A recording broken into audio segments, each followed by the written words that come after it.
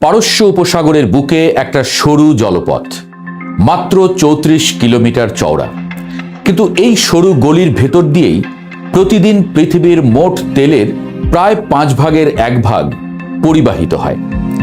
সেই হরমুজ প্রণালীতে এখন পাল তুলেছে ডজন খানেক মার্কিন যুদ্ধজাহাজ, আকাশে উঠছে ১০০রও বেশি যুদ্ধ বিমান, আর সমুদ্রে ছড়িয়ে আছে ১৫,০০০ সশস্ত্র সৈনিক।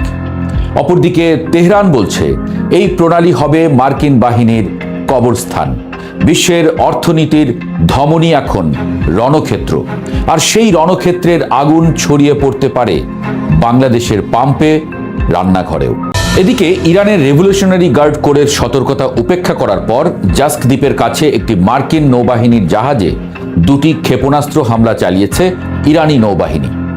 এর আগে মার্কিন প্রেসিডেন্ট ডোনাল্ড ট্রাম্প ঘোষণা করেন যুক্তরাষ্ট্র সোমবার প্রজেক্ট ফ্রিডম অভিযান শুরু করবে। এর আওতায় হরমুজ প্রণালী থেকে আটকে পড়া জাহাজগুলোকে বের করতে সহায়তা দেওয়া হবে।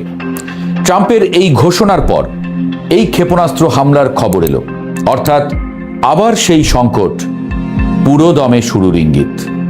কোথা থেকে শুরু এই সংকট সেটা বুঝতে হলে একটু পেছনে যেতে হবে। ২০২৬ সালের ২৮ ফেব্রুয়ারি মার্কিন যুক্তরাষ্ট্র ও ইসরায়েল যৌথভাবে ইরানের একাধিক শহরে বিমান হামলা চালায়। তেহরান, ইস্পাহান, কোম একের পর এক লক্ষ্যবস্তুতে আঘাত পড়তে থাকে। ইরানের সর্বোচ্চ নেতা আয়াতুল্লাহ আলী খামেনিকে তার নিজের কম্পাউন্ডেই হত্যা করা হয়। ইরান চুপ থাকেনি, পাল্টা জবাবে ইরাক, কাতার, বাহরাইন, সৌদি আরব সহ মধ্যপ্রাচ্যের বিভিন্ন দেশে থাকা মার্কিন ঘাঁটিগুলোতে শত শত ড্রোন ও ব্যালিস্টিক ক্ষেপণাস্ত্র ছুঁড়ে দেয়। যুদ্ধটা সেদিন থেকেই আর কাগজে কলমে নেই, সরাসরি মাঠে। কিন্তু প্রশ্ন হলো, হরমুজে এই বিশাল মার্কিন সামরিক বহর কেন? যুদ্ধ শুরু হওয়ার পর ইরান তার সবচেয়ে শক্তিশালী অস্ত্রটি বের করেছে, হরমুজ প্রণালী। তেহরান এই জলপথ কার্যত বন্ধ করে দিয়েছে, ফলে বিশ্ববাজারে তেলের দাম হুহু করে বেড়েছে। $১০০ ছাড়িয়ে গেছে ব্যারেল প্রতি দাম। আমেরিকার ইউনিভার্সিটি অব হিউস্টনের বিশেষজ্ঞ এড হির্স সতর্ক করেছেন, হরমুজ দিয়ে আসা তেলের অর্ধেক সরবরাহ যদি বন্ধ থাকে তাহলে দাম উঠতে পারে ব্যারেল প্রতি $১৫০ পর্যন্ত। আর সেই আঘাত লাগবে পুরো বিশ্বে, ঢাকা থেকে দিল্লি, লন্ডন থেকে লস অ্যাঞ্জেলেস। ওয়াশিংটন এই পরিস্থিতি আর সহ্য করতে রাজি নয়। তাই মার্কিন সেন্ট্রাল কমান্ড সেন্টকম ইরানের বন্দর ও উপকূলীয় এলাকা ঘিরে নৌ অবরোধ শুরু করেছে। তেহরানকে অর্থনৈতিকভাবে পঙ্গু করে দেওয়াই এই কৌশলের মূল লক্ষ্য। এই অভিযানে ১২টির বেশি যুদ্ধ জাহাজ সরাসরি অংশ নিচ্ছে। সঙ্গে রয়েছে ১০,০০০-এর বেশি অভিজ্ঞ সৈনিক, ১০০রও বেশি যুদ্ধ বিমান। নেতৃত্ব দিচ্ছে মার্কিন যুদ্ধ জাহাজ আব্রাহাম লিঙ্কন। ইরান সংশ্লিষ্ট ২৩টিরও বেশি জাহাজকে মাঝপথ থেকে ফিরিয়ে দেওয়া হয়েছে। সমুদ্রপথে নিয়মিত তল্লাশি চলছে, সন্দেহভাজন জাহাজের গতিপথ পরিবর্তন করে দেওয়া হচ্ছে। ইরান কি ভয় পাচ্ছে? না, বরং উল্টো।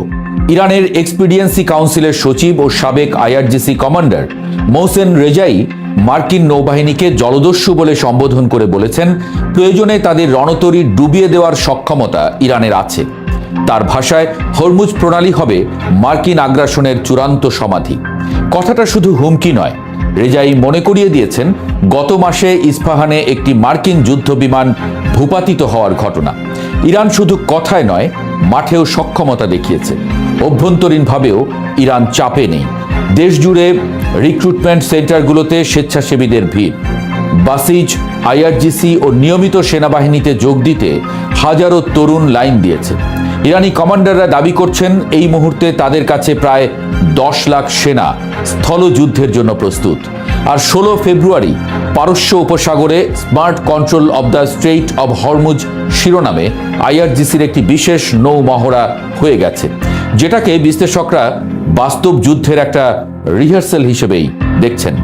এই যুদ্ধের শিকার কারা হচ্ছে এখনই? মানুষ, নিরীহ মানুষ। জাতিসংঘের আন্তর্জাতিক নৌ পরিবহন সংস্থার প্রধান আর্সেনিও ডেমিঙ্গুয়েজ জানিয়েছেন, হরমুজ প্রণালীতে এই মুহূর্তে আটকা পড়েছেন প্রায় ২০,০০০ নাবিক। তাদের সঙ্গে আটকা ১৫,০০০-এর মতো প্রমোদতরীর যাত্রী। সরাসরি বিপদে না থাকলেও যুদ্ধের আগুনের মাঝে সমুদ্রে আটকে থাকার মানসিক যন্ত্রণা অবর্ণনীয়। ইন্টারন্যাশনাল চেম্বার অব শিপিং এর হবু চেয়ারম্যান জন ডেনহোম বলেছেন, এই পরিস্থিতি চরম উদ্বেগজনক। তার কথায়, সমস্যার সমাধান সম্পূর্ণভাবে আমেরিকা ও ইরানের হাতে, বাকি পৃথিবী শুধু দর্শক। আর ন্যাটো মিত্ররাও মুখ ঘুরিয়ে নিয়েছে। ট্রাম্প সরাসরি অভিযোগ করেছেন, হরমুজ খুলে দিতে ইউরোপীয় দেশগুলো তাদের নৌবাহিনী পাঠায়নি। জার্মান চ্যান্সেলর ফ্রিডরিখ মের্জ বলেছেন, আলোচনায় গিয়ে ইরানিদের কাছে অপদস্থ হচ্ছে যুক্তরাষ্ট্র। ট্রাম্প রেগে জার্মানি থেকে 5,000 মার্কিন সেনা সরিয়ে নেওয়ার ঘোষণা দিয়েছেন। বন্ধুরা, বন্ধু নেই আর। সমাধানের কোনো রাস্তা আছে? আছে, সরু কিন্তু আছে। পাকিস্তান মধ্যস্থতাকারীর ভূমিকায় সক্রিয় হয়েছে। পাক সেনাপ্রধান আসিম মুনির ইরানের সংসদের স্পিকারের সঙ্গে বৈঠক করেছেন। তেহরান ইতোমধ্যে 14 দফার একটি শান্তি প্রস্তাব দিয়েছে। নৌ অবরোধ তুলে নেওয়া, জব্দকৃত সম্পদ ফেরত এবং যুদ্ধের ক্ষতিপূরণ প্রদানের দাবি জানানো হয়েছে। বিনিময়ে পরবর্তী 1 মাস পারমাণবিক কর্মসূচি নিয়ে আলোচনায় বসতে রাজি ইরান। ইসরায়েল ও লেবানন ইতোমধ্যে 10 দিনের একটি সংঘর্ষ বিরতিতে সম্মত হয়েছে। বিশ্লেষকরা মনে করছেন, এই যুদ্ধবিরতি একটি বড় সমঝোতার দরজা খুলে দিতে পারে। কিন্তু ট্রাম্প বলছেন, ইরান হরমুজ খুলে দিলেও অবরোধ তুলে নেওয়ার প্রশ্ন নেই। কূটনীতির ভাষায় এটাকে বলে গেম চেঞ্জার। কিন্তু সেটা কোন দিকের গেম পাল্টাবে তা এখনো স্পষ্ট নয়। হরমুজ প্রণালী শুধু একটি জলপথ নয়, এটি বিশ্বের মেরুদণ্ড, যার উপর দাঁড়িয়ে আছে কোটি মানুষের জ্বালানি, কোটি পরিবারের রান্নাঘর। সেই মেরুদণ্ডের উপর এখন দাঁড়িয়ে আছে দুটো পরমাণু সক্ষম পরাশক্তির অহংকার। এক পক্ষ বলছে হরমুজ খোলো, অপর পক্ষ বলছে হরমুজই হবে তোমার কবর। মাঝখানে 20,000 নাবিক সমুদ্রে ভাসছেন।